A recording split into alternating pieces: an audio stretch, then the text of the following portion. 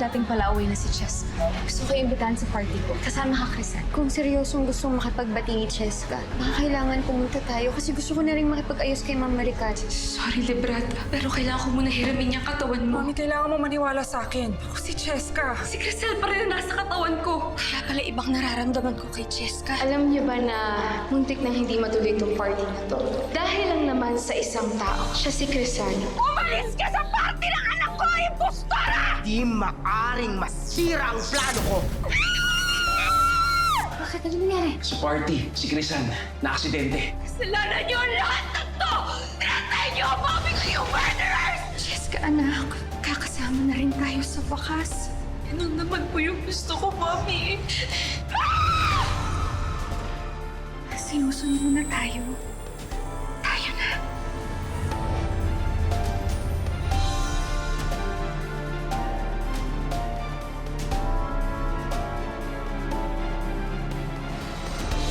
Mami! Mami!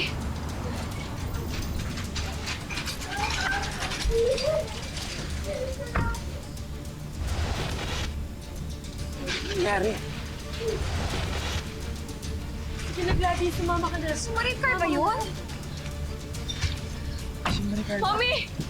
Cheska, ano nangyari dito? Si Crisan may kasalanan na lahat ng to.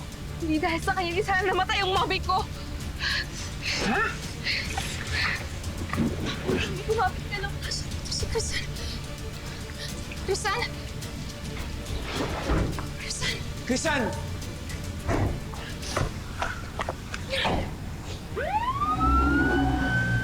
Crisan, anak, okay ka lang ba? Si Mama Maricar. Ano ba talaga nangyari dito?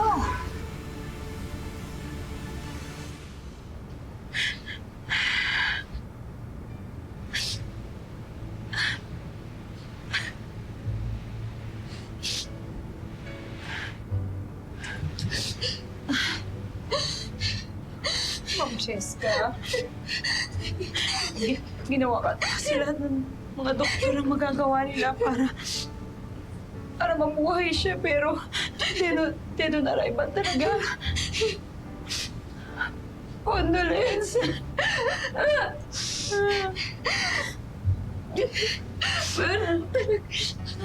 Wala na ako talaga ang mami ko.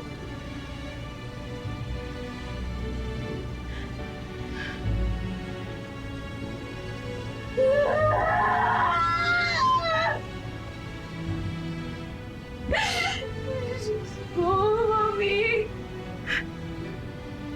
Mami! Mami, bakit mo naman ako iniwan?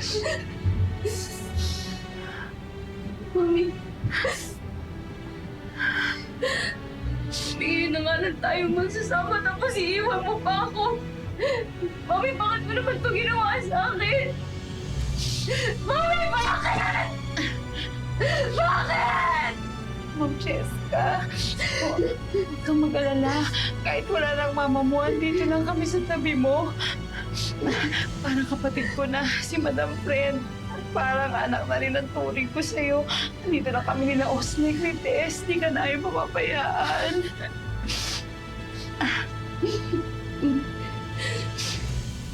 Anak, totoo ba?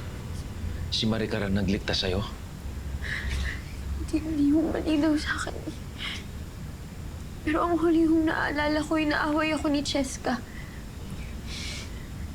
Nakita po namin kung paano niligtas ni Ma'am Maricar si Crisan. Muntik na po siya mabaksakan ng ilaw eh.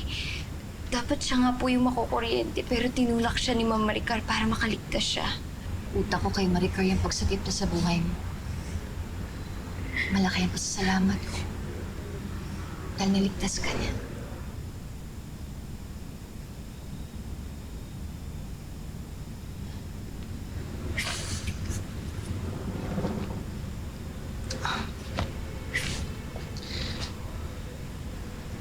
Patay na daw po si Ma'am Maricar.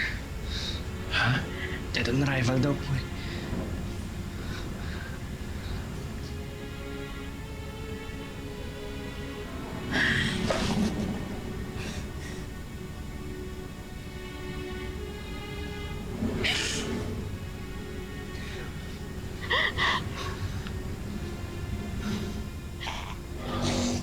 Mahal, kailangan natin dalawin si Ma'am Maricar. Kailangan natin siyang puntahan.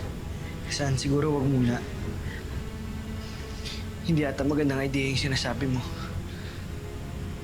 Nakita mo kung gaano ka pinahiya ni Cheska kanina, di ba? Baka mas lalo kang awayin niya dun sa burol. Baka sisihin ka niya sa pagkamatay ni Ma'am Maricar. Jericho, hindi. Alam mo at alam ng maraming tao na wala akong kasalanan. Kailangan kong magpaalam kay Ma'am Maricar. May utang na loob ako sa kanya. Tama si Crisan. Kailangan natin magpunta sa burol. Lalo na ngayon na mag-isa na lang si Cheska. Wala siyang kasama. At kahit ano pang sabihin ninyo, naging anak ko pa rin si Cheska. Kailangan ko siyang damayan.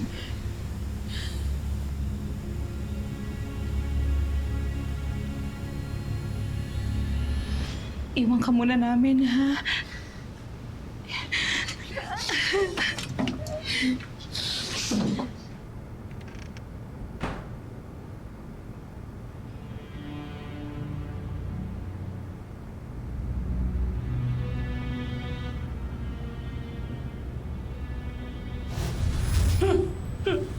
Kanina lang parang luluwa yung mata mo kakaiyak.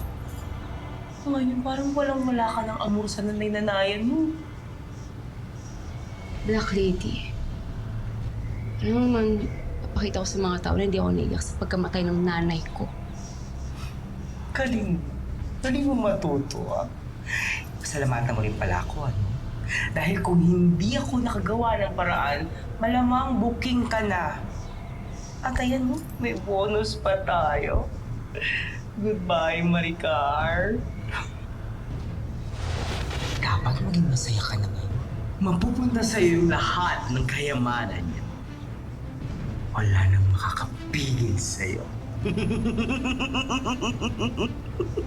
Magtutupad na lahat ng paghihiganti ko kay Crisan. Humandas! Dahil hindi pa kami tapos!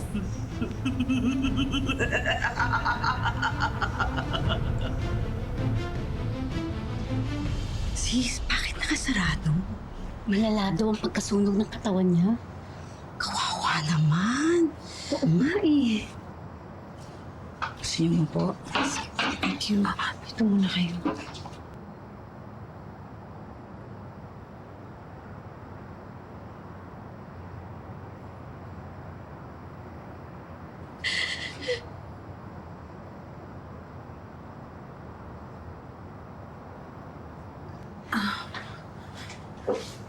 Nakikiramay kami. Salamat po. Tuloy po kayo. Si Cheska. Nandun po siya.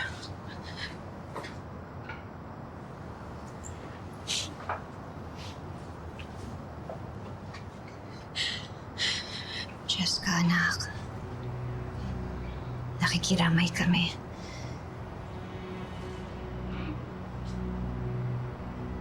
Ginagawa niyo dito.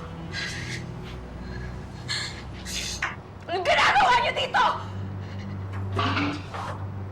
Ikaw, Crisan. Kapal ka pa din na matagal na mukha mo na pumunta pa dito! Kung hindi ka umiksara sa party ko, di sana kasama ko pa yung mami ko ngayon! Jessica, walang kasalanan si Crisan. Ikaw nga yung unang nanungkot sa kanya sa party. Nandito ba kayo lahat para sumbatan ako? Jessica, walang may gusto nang nangyari kay Ma'am Maricar. Pumunta ako sa party niyo para makapag-ayos. Kahit na ang sakit-sakit ng nangyayari sa kakambal ko. Cheska, hindi kami nagpunta dito para makikulo. Nagpunta kami dito para makiramay. Talaga lang. Tingnan mo. Hindi na ako nakikisan! Nakikisan sa'yo! Punasan ka pa ako yung dami ko! Saray ko na namatay, Crisan! Cheska, tama na! Cheska, Ano may kiramay kayo, ha? O pinagtatawanan niyo ako dahil mag-isa na lang ako? Nakakapal na mukha niyo na pumunta dito! Dinamdamot niyo na nga sa akin yung katawan ko! Ano ba gusto niyo, ha? Yung kayamanan ko naman, ha? Yung kayamanan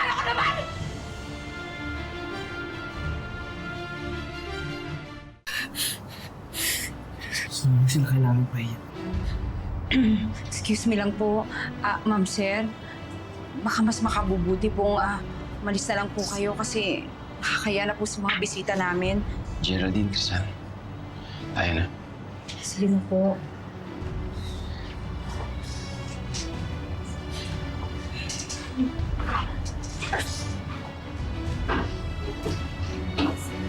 Kasi Maricar, Hindi porket napahiya mo si Crisan, ibig sabihin panalo ka na. Buo pa yung pamilya ni Crisan. Kasama niya pa si Diego. Eh ikaw, nag-iisa, walang nanay, wala pang nobyo. Sino ngayon ang talo? Tsaka salamat ng pag-igit. Ma'am Geraldine, hihingi po ako ng dispense. kasi hindi niyo deserve na mapahiya ng galing. Kung gusto mo, kakausapin ko si Jessica. Di ba, huwag na. Malungkot siya ngayon. Sigurado ako hindi siya makikinig sa'yo. Jeko, Nori, sige na, mauna na kayo. Kami nang bahala kay Crisan. Friend, sige na. Tawagan na lang kita mamaya.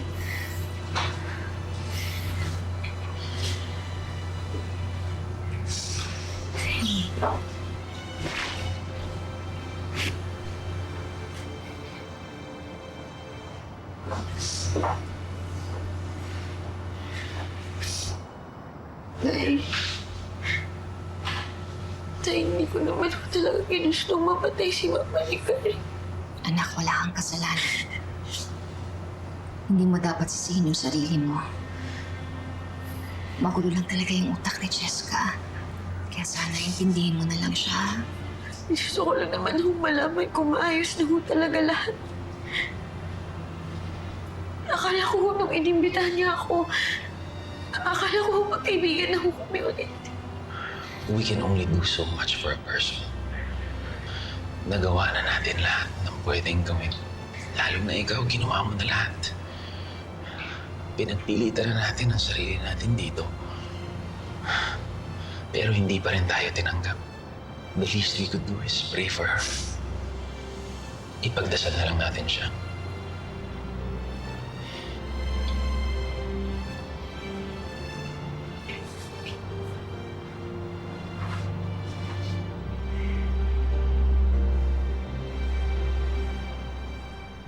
Here are the documents, Ma'am Cheska. Kailangan mo lang pirmahan yan. And all of Maricar's properties and assets ay mapupunta na sa'yo. Hindi ko alam na ganito pala kadami yung properties ng mami ko. As I have mentioned earlier, your mom is a wise investor. Nung buhay pa yung asawa niya, bumili silang dalawa ng mga properties all over the Philippines. At saka alam mo, Ma'am Cheska, kahit mag-shopping ka araw-araw kasama ako, nako, hindi mauubos ang pera ng nanay mo. Ano ka ba, Gladys? Nakuha pang mapatawa. Ay, pampalait lang naman ang sitwasyon.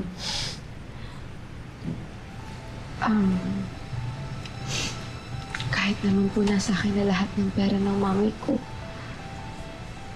hindi pa rin naman po nito maiibsan yung pagkawala niya. Gagawin ko ang lahat para makabalik mo siya. Dahil araw-araw ko po siya namimiss.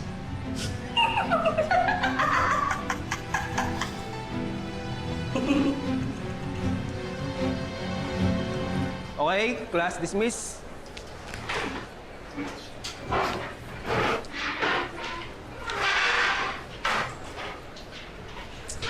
Ay naku, Feli. Kapag nakita ko yung Cheskang yan, kukutusan ko talaga siya ng bonggang-bongga. Baka gusto niyang magmukhang babaeng panda din. Lori, sabi nga ni nanay, di ba, intindihin na lang natin siya. Kamamatay lang ng mami niya. Kung sa akin nangyari yun, hindi ko rin alam kung kakayanin ko. Pero hindi niya pa rin dapat kayo pinahiyahan ng ganun. Sabi ko naman kasi sa iyo, hindi na dapat tayo pumunta sa party. Kung hindi ako pumunta sa party, hindi sana namatay si Ma'am Maricar. Crisan, alam mo kasi, sa tingin ko, pag oras talaga ng isang tao, oras na talaga nila. Wala ka nang magagawa para pigilan yan. Kaya huwag mong sisihin ang sarili mo.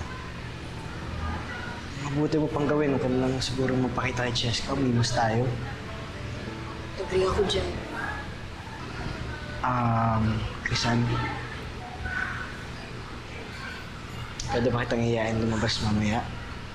Yung tayong dalawa lang sana. Alam ko marami kang iniisip, pero sana pumayag ka para naman maliw ka. Alam mo yun, kung pwede ka lang naman. Go na.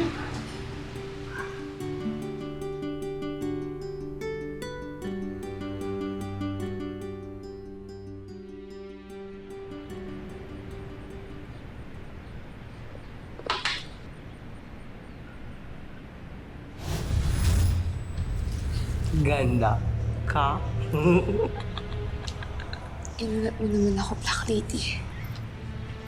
Mukhang willing-willy ka sa buhay mayaman. Ano pang silbi ng pagkamatay ng nanay-nanayan ko? Kung hindi ko tatamasain lahat ng kayamanan niya, di ba?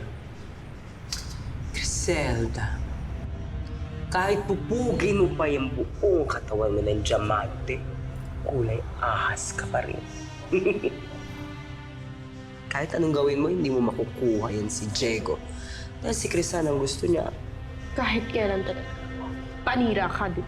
Pinapaalala ko lang sa'yo na may misyon ka pa. Bakit kaya hindi gamitin mo yung lahat ng kayamanan mo para gantihan yung karibal na kambal mo?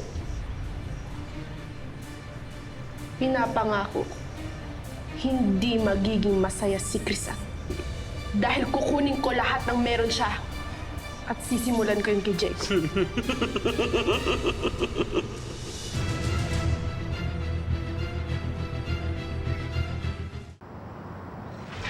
Grabe, Cheska. Ang dami mo naman pinamili.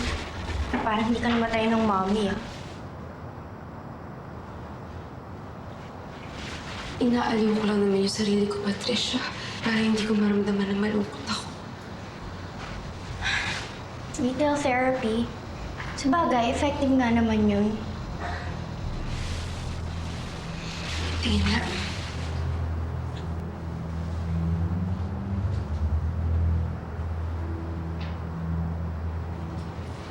Bagay ba sa akin to, Patricia? Wow! Ang sexy naman yan. Who are you trying to impress? Sino ka ba? Don't tell me si Diego na naman yan. Eh, alam naman ng lahat si Crisan na talaga yung gusto niya.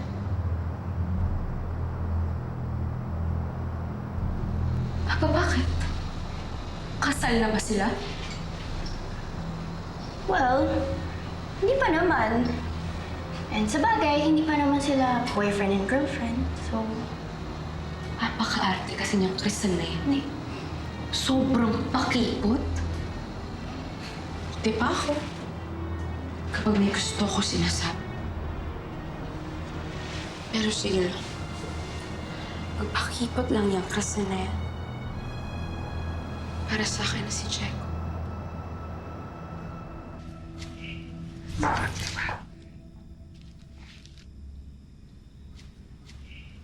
Anak, Ma, parang hindi yata matigil yung ngiti mo, ah. Ano bang okasyon bakit nagpahanda ka ng ganitong dinner?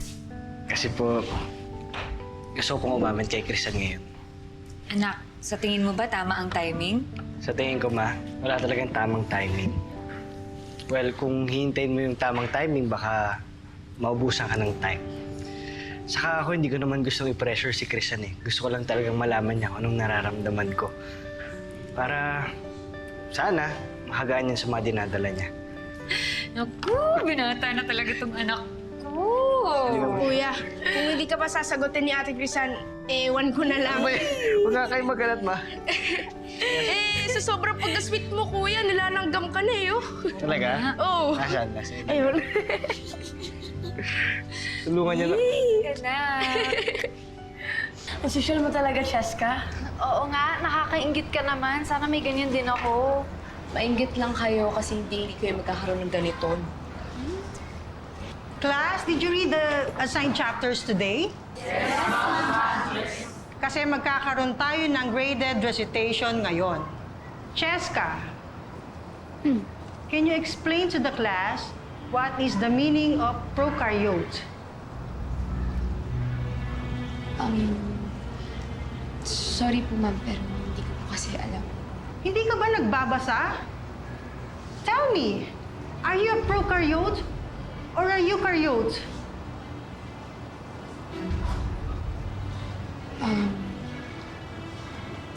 Prokaryote po, ma'am. So, you're a bacteria, Miss Nazar? Wala ka pa pala eh. Wala ka kasing alam. Class, settle down. Alam po ko, ma'am.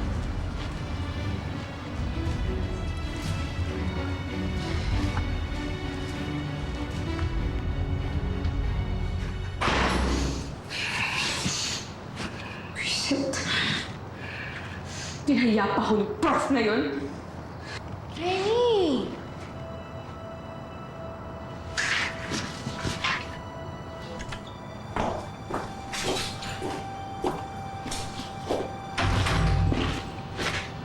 Ano nga, Frenny? May isusuot ka na bang damit para sa date niyo ni Diego mamaya?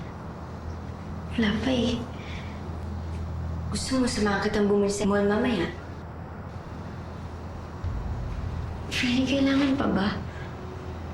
Siyempre naman. Kailangan maganda yung damit mo, no? Baka mamaya biglang magtapat sa'yo si Diego. You never know. Saan nga ba ulit kayo magkikita mamaya? Sa Isabel's. Hoy! Iba din! Di ba social yung restong yun? Di ba doon nagpo-propose yung mga artista? Ay, mukhang magtatapat na talaga sa'yo si Diego. Ayaw ko, halika na nga. May late pa kayo sa klase natin. Sige.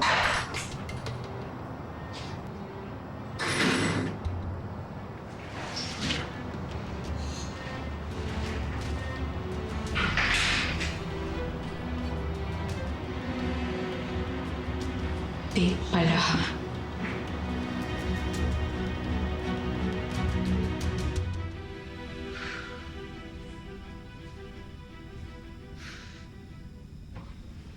Kuya!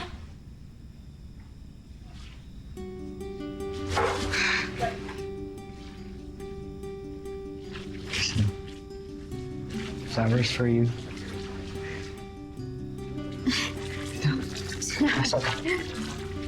Surprise. Surprise. Diego, sandali lang. Diego, para saan to? Wala. Gusto ko lang maging espesyal ng gabing to para sa atin, Krisan. Salamat. James.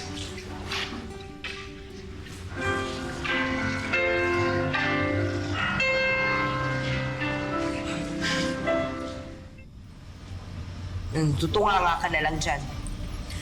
Wala kang gagawin at hahayaan mo na lang na tuluyan ng agawin ni Krisan si Diego. Ito na nga, di ba? Pupunta ako dun sa Isabel's. Ako pigilan yung yung date na yun. Mama, ako po ba yung kausap niyo? Mag-drive ka na lang ako.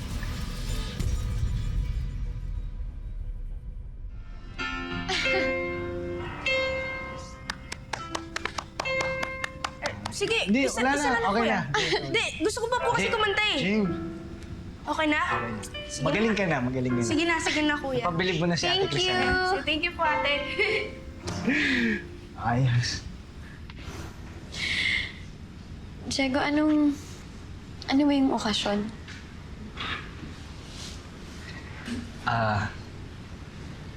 Krisan, meron na akong gustong sabihin sa'yo. Ano yun?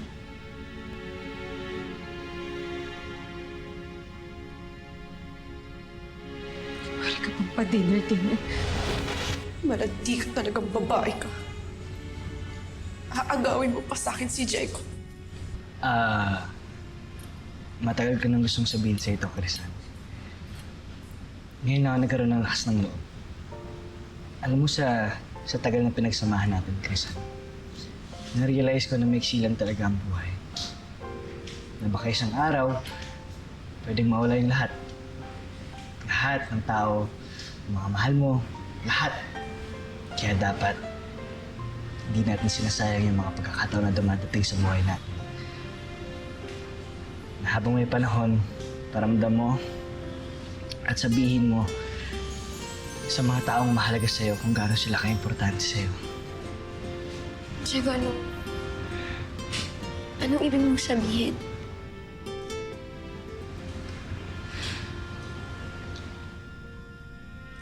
Crisan, I love you. Ako ang kanlungan ng iyong pagmamahal. Sa init at lamig ay di ka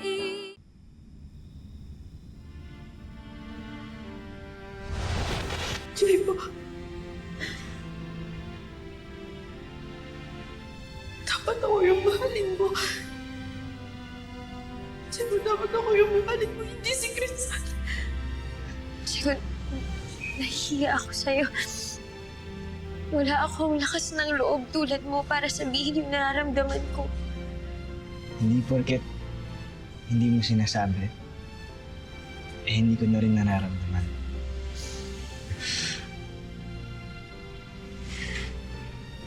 Diego, espesyal kang tao sa akin. Pero hindi pa rin magbabago yung sagot ko sa'yo. Hanggat hindi ako nakakapagtapos ng pag-aaral ko, hindi ako papasok sa isang relasyon.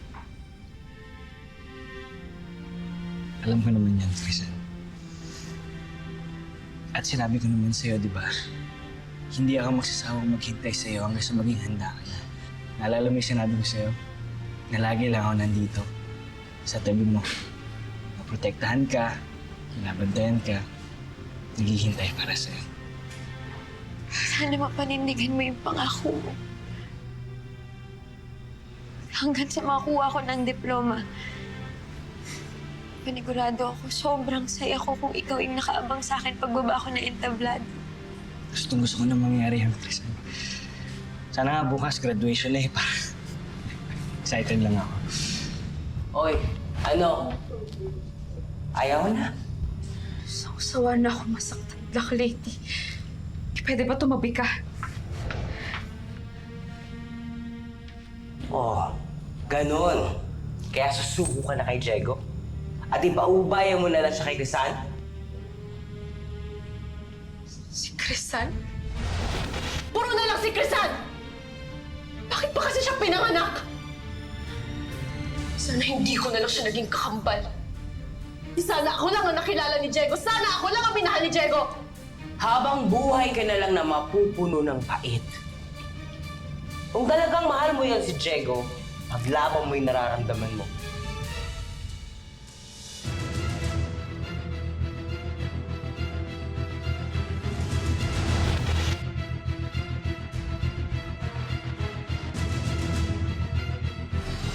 Ito, parang sa yung lagi ng tatay ko. Meron po siyang adenocarcinoma.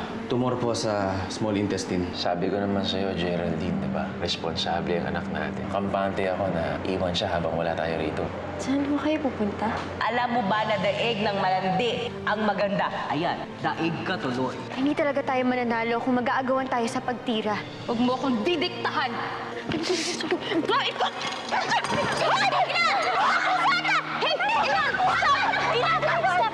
Huwag na tayo magpalikoy-likoy pa.